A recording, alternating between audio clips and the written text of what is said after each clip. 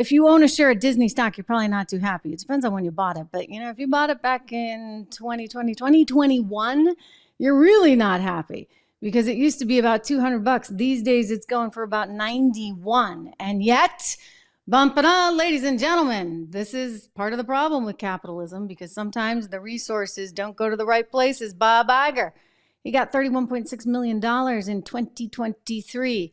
Kind of a nice paycheck for a stock that keeps going down, right?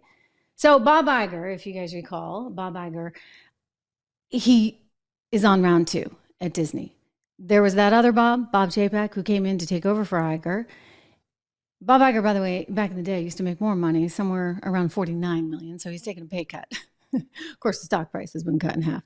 But anyway, he there you go, 45. I was wrong. I was like a few million off. Hey, when you're talking these numbers, 45.9 million. So call it 46 back in 2021. That was when the stock was doing really well. But, he's got $865,000 in a base salary. He's got 16.1 million in stock awards, 10 million in stock award options, and then 2.14 million in a cash bonus, plus handy other nearly 2.5 hanging around. So Bob Iger's sitting pretty, but you know what? Disney's not.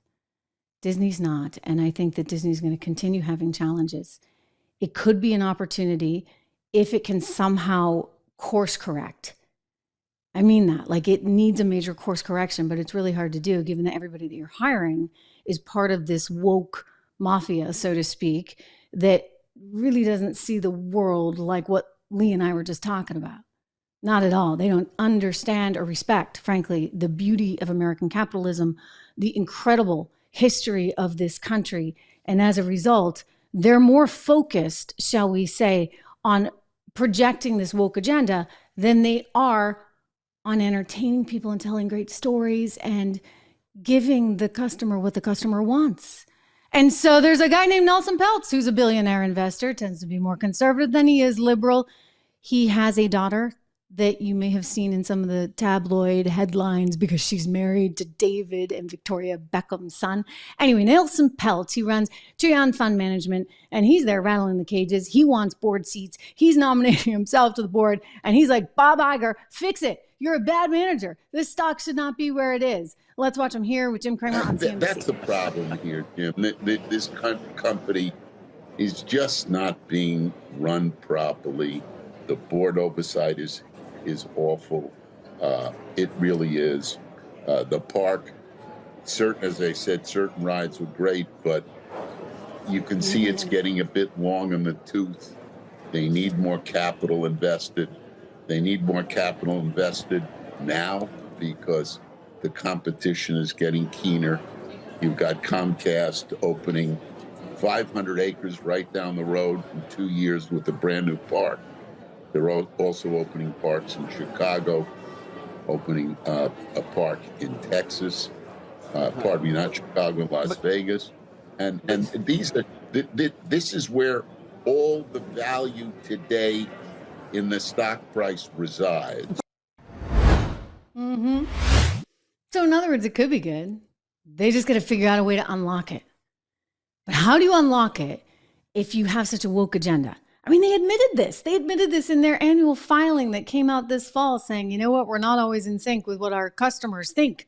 And our customers have a certain perception of us because of our views on things like ESG. I'm paraphrasing, environmental social governance. And it's costing the company. I mean, they lost some 1.5 billion, 1.4 billion in streaming revenue. That was revealed recently. They've had a series of disasters in terms of their hit movies. And then there was that ESPN thing. Remember that one? I mean, whole other side. They're selling off ESPN, I guess. But ESPN, which, by the way, is just kind of a dying business because, hey, look, we're here right now. We're streaming, right? That is the future. And Iger does know that, as well as Nelson Peltz. So they're thinking about how to position Disney for the future, but they got a messed up broadcast situation with the likes of The View that I keep showing you. And then this one, ESPN, of course, having to give back 37 Emmy Awards because it's bizarre. They literally created fake names and put them on entries. So if they won, they would get extra awards because apparently people wanted these little trinkets to put around their office. I mean, wow. Does that not tell you a lot about the staff at Disney overall?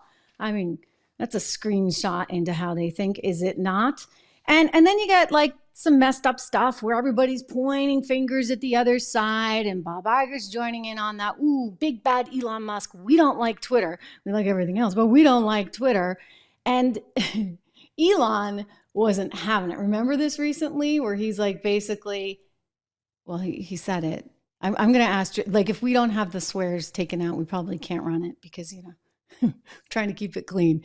But if we do have it, you got to see this. You get like, I love this. I know some of you saw it already, but Elon Musk is just like really, really okay. We'll do that another time. It sounds like we don't have the clean version of that, so I encourage you to find it. But he basically said, "F you, Bob," because you don't want to advertise on our particular platform. So Disney's got all kinds of issues, and hopefully Nelson can rattle the cages enough to improve upon that, because I like Disney. In fact, as a kid, we used to go as an annual pilgrimage to Disney. We'd stop at the Holiday Inn. We'd make sure, we could afford it. My dad would go in and check the price because you didn't have an Expedia or an internet back then.